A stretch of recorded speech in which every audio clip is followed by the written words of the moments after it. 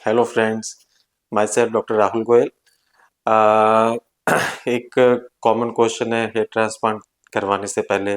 बहुत सारे पेरेंट्स और या फिर सिबलिंग्स पूछते हैं जब साथ में लेके आते हैं जो कैंडिडेट होता है हेयर ट्रांसप्लांट के लिए कि हेयर ट्रांसप्लांट का कोई साइड इफेक्ट तो नहीं है। राइट। देखो, हर कोई बंदा कंसर्न्ड है। आज की डेट में आपको पता है कि भाई कितनी मिस हैपनिंग्स होती हैं और चीज़ें होती है ना, तो हर बंदे के माइंड में कुछ ना कुछ होता है कि सर का काम है, पता नहीं क्या होगा बाद में, आंखों के ऊपर कोई इफेक्ट आएगा, कोई दिमाग के ऊपर इफेक्ट आएगा, है ना।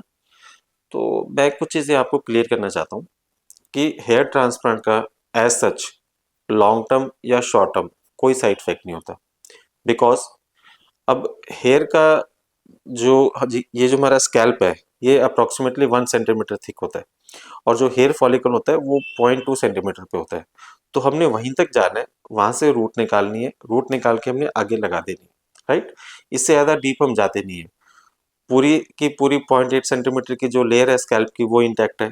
उसके बाद बोन है, उसके नीचे ब्रेन है। तो ये जो हेयर ट्रांसप्लांट का प्रोसीजर है, that is only A superficial procedure, ये कोई डीप नहीं है। तो हमें कोई ब्रेन को टच नहीं करना, ना ही हमने आइज को टच करना है। तो ये बहुत सारी मिथ होती हैं कि आई साइड वीक हो गई, आईज में पेन हो गया, या बाद में हेडेक रहेगा, या कोई माइंड की प्रॉब्लम हो जाएगी, या कोई याददाश्त की प्रॉब्लम हो जाएगी।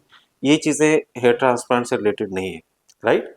और शॉर्ट टर्म में ये ज़रूर हो सकता है कि किसी पेशेंट को स्वेलिंग आ जाए, है ना, थोड़ी बहुत इचिंग हो जाए, थोड़ी रेडनेस आ जाए। ये चीज़ें ट्रांजिएंट है। ये टाइम के साथ, मेडिसिन के साथ और थोड़ी प्रिकॉशन के साथ ठीक हो सकती है। आजकल की डेट में हम स्वेलिंग को भी प्रॉपरली अवॉइड कर लेते हैं। ऐसा नहीं है कि जैसे पहले 10 साल पहले की यार स्वेलिंग पेशेंट में आएगी आएगी, ऐसा नहीं है। अभी बहुत सारी चीज़ें आ गई हैं, मेडिसिन हैं, इंजेक्शन हैं और प्रिकॉशंस हैं, एक्सरसाइजेज हैं, जिससे स्वेलिंग को हम बिल्कुल मिनिमाइज कर सकते हैं। मतलब कई पेशेंट्स तो ऐसे तो होते हैं जिसमें स्वेलिंग आती ही नहीं है। तो आज की डेट में ऑन एन एवरेज अगर आप लगाओगे 100 पेशेंट्स की हैं, तो 90 में बिल्कुल स्वेलिंग नहीं आती, 10% में आती है जिनकी स्किन बहुत लूज होती है। राइट। तो स्वेलिंग आने का चांस होता है, कई बार इचिंग हो जाती है, थोड़ी ना इरिटेशन होती है जैसे बैक साइड में डोनर एरिया में। वो चीज़ें ऑयलिंग से, एंटीहिस्टामिनिक से ठीक हो जाती है।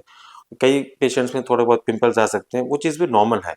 एज सच कोई मेजर साइड इफेक्ट जो बहुत लॉन्ग टर्म तक रहे, बाद में आपको तंग करे, ऐसा कोई हेयर ट्रांसप्लांट में होता नहीं है।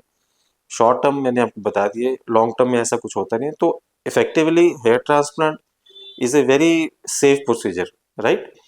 और इसमें कोई ऐसा नहीं है कि आपको कोई सोचना है। देखो, अगर किसी को कोई मेडिकल इलनेस है तब हमें ज़रूर थोड़ी बहुत प्रिकॉशन लेनी पड़ती है। कोई डायबिटिक है, कोई हाइपरटेंसिव है, किसी को हार्ट की प्रॉब्लम है, तो हम उसी हिसाब से उसको ऑप्टिमाइज करके पेशेंट को टेकअप करते हैं। राइट।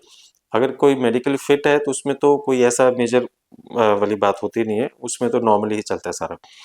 तो ऐसा कोई साइड इफेक्ट नहीं है हेयर ट्रांसप्लांट का। राइट। आप सेफली कंसल्ट करने के बाद डॉक्टर से properly you can go head with the procedure.